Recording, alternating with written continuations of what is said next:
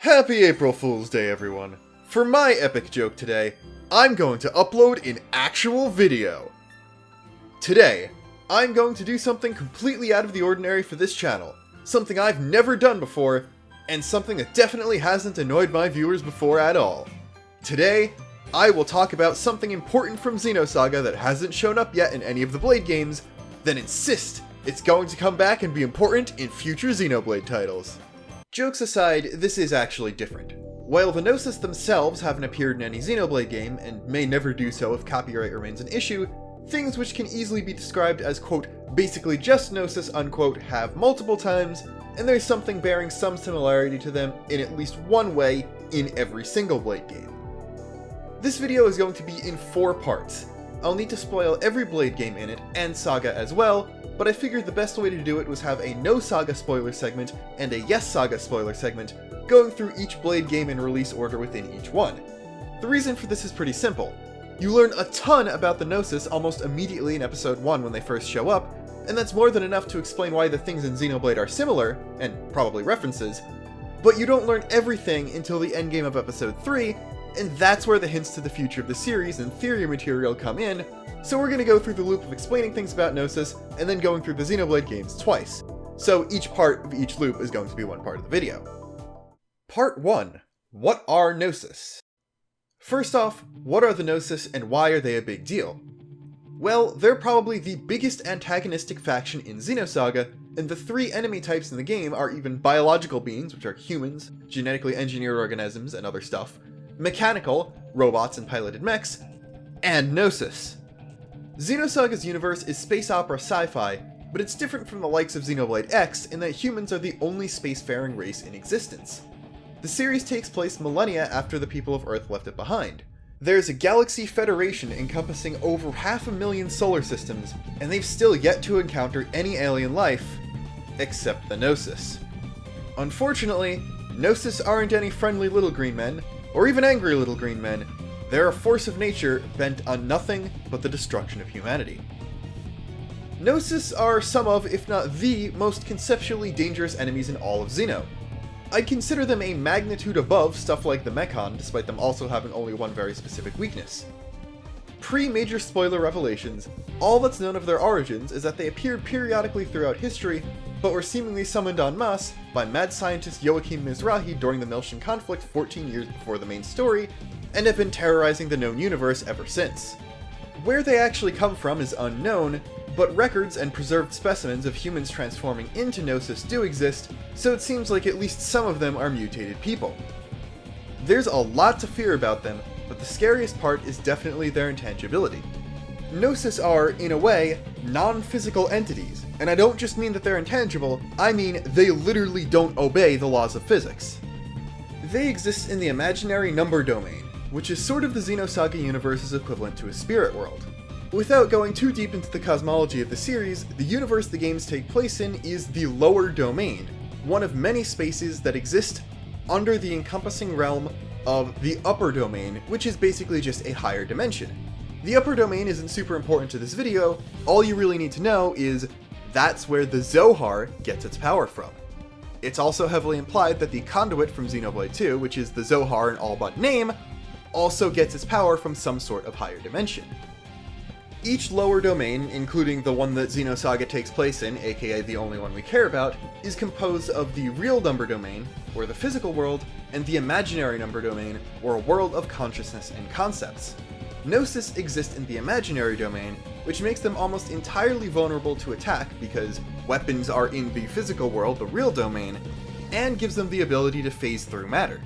They have a variety of sizes, appearances, and power levels, and have been named after various mythological creatures from across the old Earth for in-universe convenience. As for fighting them, well, good luck. Not only are they intangible, but they're also terrifyingly effective killers. They seem to lack intelligence beyond seeking out and destroying humans, and their intangibility means they can phase through things like walls or spaceships. Or armor. They also seem to be able to assimilate machinery, as seen when a Gnosis possesses an EGS mech, and remember, EGS is AGWS and stands for Anti-Gnosis Weapon System, and is able to still use its weaponry. If they're able to hold on to you for long enough, you'll just straight up turn into salt and crumble away, And even if you do manage to get away, you'll more likely than not turn into a Gnosis yourself in a process called Gnosification. Xion, the main character of Xenosaga, is an extremely rare exception as she survives being touched by one for a substantial amount of time without any ill effects. While Gnosis are inexplicably composed of salt when solid-colored and other simple compounds like water and sodium hydroxide when translucent, that doesn't mean they're easy to damage. Even when you can see them, they're still located in the imaginary domain, so everything you can throw at them will still just pass right through. They do have one weakness though, and that is the Klein point. In order to touch a real space entity like, I don't know, a person, Gnosis do have to pass partially into the real number domain so they can make contact, rendering at least part of them vulnerable. In order to take advantage of that, researchers developed DSSS, the double-slit sensory system, which uses quantum mechanical principles to try and predict the area of real space the point will appear in order to hit it. While it performed worse than expected, it's still installed on many anti-Gnosis weapons, like the aforementioned eggs, the 100 series Realians, an extremely advanced iteration of biomechanical engineered organisms, and the woman of the day, minute, hour, second entire video game trilogy, Kos-mos herself.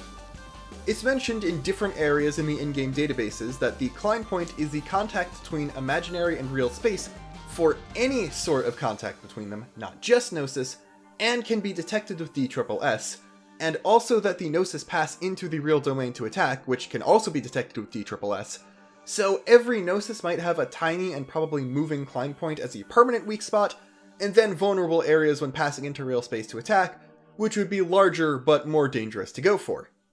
While DSSS and eggs are a nice start, and nice acronyms, the real scientific advancement that finally gave humanity a real edge against the Gnosis threat is the Hilbert effect. Like the Klein point, this is also a phenomenon named after a German mathematician, but it is way more powerful. When the effect is activated, a field is generated from the source that draws Gnosis within it entirely into the real number domain, rendering them vulnerable to all weaponry while the field remains, and they remain within it. Usually it's used by the 100 series observational Realians, with a range of a few hundred meters, but large spaceships can carry amplifiers that increase the size by orders of magnitude to about 100 kilometers. This allows for space battles against large Gnosis groups. Kos-mos, on the other hand, blows them all out of the water with a default range of 300,000 kilometers, or over 3/4 of the way to the moon, and a full power range of several hundred astronomical units. 1 AU is already the average distance Earth is from the Sun, and several hundred can easily mean over 632, which is an entire percent of a light year. That might not sound like much, but is well over 10 times as far away from the Sun as Pluto is at its farthest, and comets with orbits that take them out that far have years that are over 15,000 times as long as Earth years. Momo, one of the party members, is a prototype 100 series Realian, so she can use the shorter range Hilbert, and barring a small segment at the beginning of episode 1, at least one of Momo and Kos-mos is in the party whenever you fight Gnosis, so from the player's perspective you never actually have to worry about not being able to damage them. Part 2. Gnosis-likes in Xenoblade. When I said there was something like the Gnosis in every Xenoblade game, I was only partially exaggerating. In reality, it's more like there's something in every Xeno universe, not individual games counting Torna and Future Connected as separate. The Xenoblade 1 universe even has 3 different things with similarities. The first is obviously just the Mechon only being vulnerable to the Monado, but that's way more of a general fantasy trope than a reference to Gnosis. The Telethia also have one specific ability as a weakness, and also have the body horror effect when the High-Entia are turned into them. It's not a hard and fast rule, but a few Telethia designs do resemble a few Gnosis designs. The real big deal when it comes to one, though, is of course the Fog King from Future Connected. I've said it before and will certainly say it again, but the main antagonist of FC is more or less just a Gnosis, and Shulk has to invent his universe's Hilbert effect to defeat it. If you are unconvinced of the threat level the Gnosis pose, I think the fact that post-game Shulk and Melia had trouble with one relatively small one, and still needed an assist from Telethia to take it out, is a pretty good indicator. You may not think Xenoblade X has a Gnosis-alike on the level of the Fog King, but it actually has a Gnosis-alike fleet of Xenosaga proportions. Everyone knows the Ganglion, but people rarely think about the fact that there was another force fighting over the Earth that contributed to its destruction. These aliens are known as the Ghosts. You might not think they're super important and are just there as something for the Ganglion to fight, but they were not only responsible for the final explosion of Earth, but also shooting the white whale down over Mira in the first place. The ghost ships we see in the game are actually bioweapons used by whatever the ghost faction is. Some sources imply it's just another faction made of multiple races like the Ganglion, and they're powered by antimatter cores. Like Telethia, some ghosts also resemble some Gnosis. The ghost craft seemed to shoot at both the surface of Earth and the Ganglion, and ones that had been shot down crashed into the surface, where the antimatter cores detonated and were responsible for massive explosions, with the gigantic one that obliterated the entire planet potentially being the core of the giant mothership being detonated. 2 years later, the white whale was making its way through space when it was attacked by more ghosts. In the opening cutscenes of the game, we see parts of this fight, and that some ghosts had actually managed to board the ship. One of the prequel short stories explains how that's the case. They phased through the hull, just like Gnosis. The one main difference between ghosts and Gnosis from a combat perspective is obviously the fact that the ghosts seem to be vulnerable when they're not actively phasing, but I feel like the whole antimatter core thing that was shown to consistently make nuke-sized explosions is dangerous enough. After the intro cutscene, you never encounter the ghosts again, but it's pretty likely that they were meant to play a part in a previous version of the story, as they seem to be the subject of everybody's favorite battle theme, Black Tar. It keeps talking about fighting and protecting people from ghosts, and the titular Black Tar seems to be something those ghosts can do that possesses people by covering them, forcing the survivors to gun down their own friends. The Tar is even described as having taken a ship down so far, so the ghosts are clearly referring to the ghosts. The whole possession thing definitely reeks of Gnosification analogs to me. And tar. Actually, the tar is probably the more overpowering smell of the two, because it's tar. Anyway, I guess the ghosts can assimilate machinery like Gnosis, if they're capable of taking over humans, since every human in X is actually Mimiazome.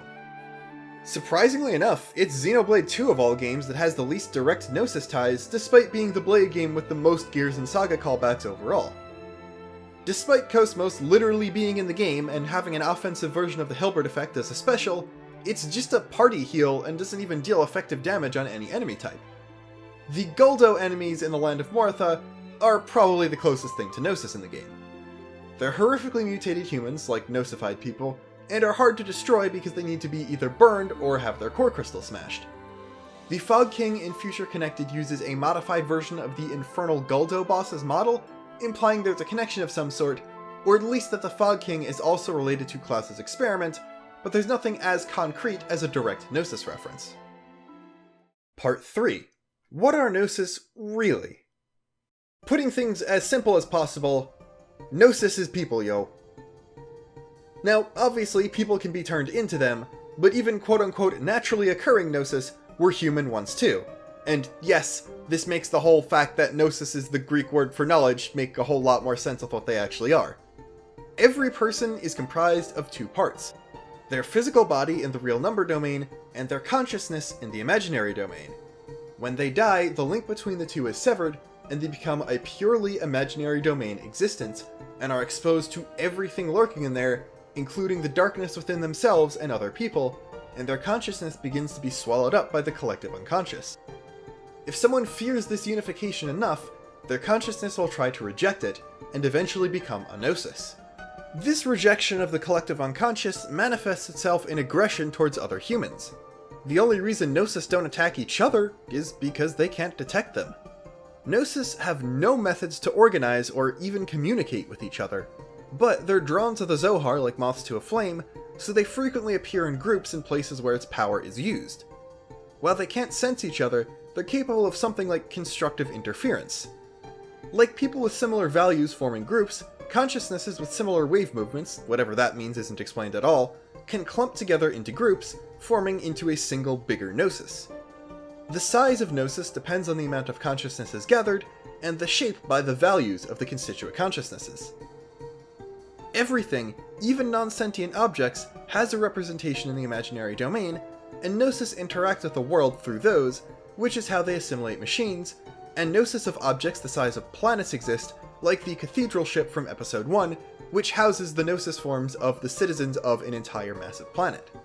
Now you might be thinking that Xenosaga just stole a lot of that collective unconscious stuff from Persona 5. You would, of course, be wrong, as P5 came out over a decade after Xenosaga 1. It's actually stealing from Persona 1 and 2, which were already out. Is what I would be saying if both series weren't heavily inspired by the work of Carl Jung and kind of doing their own thing separately. It's eventually revealed that the massive amount of Gnosis that started terrorizing the universe during the Miltian conflict were summoned by a young traumatized Shion unconsciously resonating with the Zohar, but people will always reject unification, so they've been appearing for millennia in smaller numbers, perhaps ever since humans achieved sapience. It's even thought that the mythical creatures of ancient Earth, which would later go on to inspire the names of Gnosis types in the times of Xenosaga, were actually just ancient Gnosis.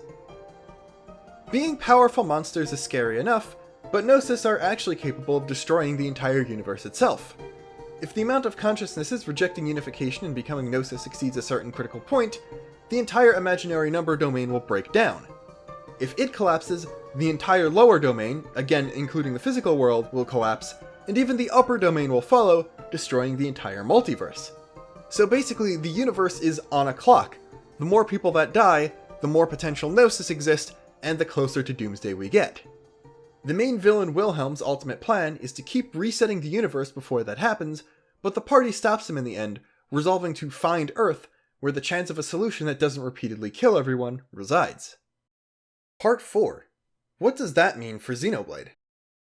Knowing that Gnosis are people brings up a lot of potential ideas for the future of the Xenoblade series, especially since the Fog King and the Ghosts are definitely loose threads primed for a follow-up in a Xenoblade 3 or X2. The question, what is the Fog King, is replaced with a much more interesting one. Who is the Fog King? One theory is that it's Galea, or the other half of Lady Meyneth, who was split as Klaus was, and the Fog King is the half that didn't become a god.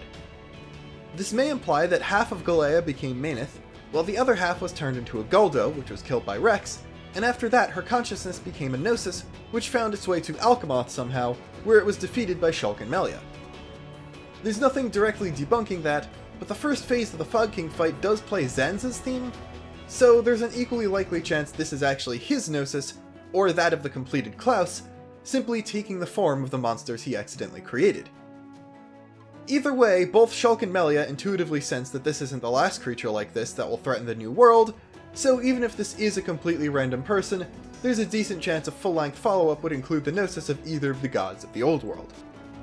Going back to the whole Telethia thing, the fact that they're actually high Entia like Gnosis are people draws a bigger parallel, and there is one character in Xenosaga who's able to manipulate Gnosis and cause them to do his bidding, but he didn't seem to be able to create them himself like how Zanza outright made the Telethia.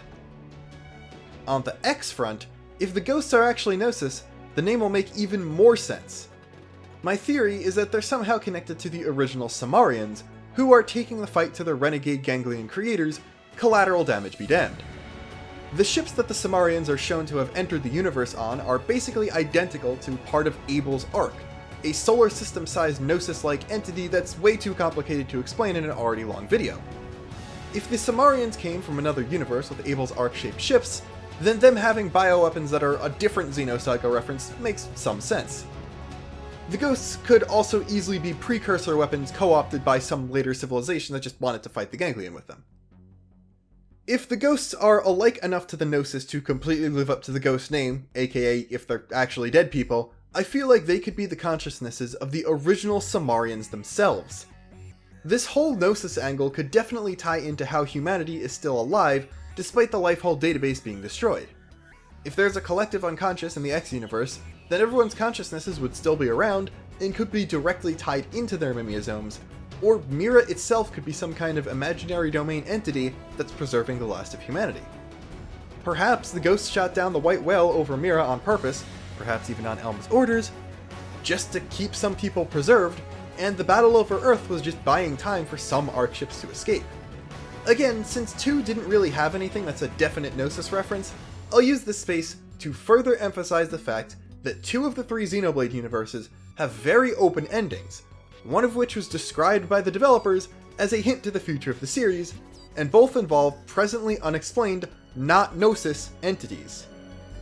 We no longer know if or how the 1 and 2 universes are connected after Shulk did his thing, Klaus gave away his last gift, and the Conduit departed, but they were both connected by the Conduit at one point, So if an upper domain does exist in Xenoblade, they're probably still both tied to the same one, and we have confirmation that X is in the same multiverse as well, so they could all be different lower domains under the same upper one. And as such, there might be a way to get between them, and if one of those universes is having Gnosis trouble, it's in everyone's best interest to shut that down, so a full crossover about that is certainly possible. Either way, the Xenosaga references have only been cropping up more and more in each successive Xenoblade game, and Bandai Namco is clearly willing to work with Monolith and Nintendo and let them use the IP, at least as far as kos-mos is concerned if Project Crosszone and Xenoblade 2 are any indication. So if the Gnosis do come back, I think what's left of humanity will be in good, albeit metallic hands, because as strong as Poppy, Mimiosomes, and Mechon might be, there still is only one anti-Gnosis battle android. Wait, hold on, did I do it? Did I just, like, go through and finish an entire scripted video? I think the last one was in January. Like, I had to move this video from the January 2021 script folder to the March 2021 script folder, and it's getting put out in April, so, like, wow, I'm kind of bad at this, but I also had a lot of writer's block, and I do have a pretty big list of a pretty decent variety of videos, so here's hoping those actually happen at some point in the future. Might not get back to weekly anytime soon, but I'm gonna do things. I don't know. At this point, it's hold out for a Switch Pro, because if a Switch Pro happens, then I can get nice 4K footage of Xenoblade 1 and 2, and, like, hopefully there's an export to promote that, so I can do that and not have to get a better graphics card, because I don't think what I have can emulate X and 4K.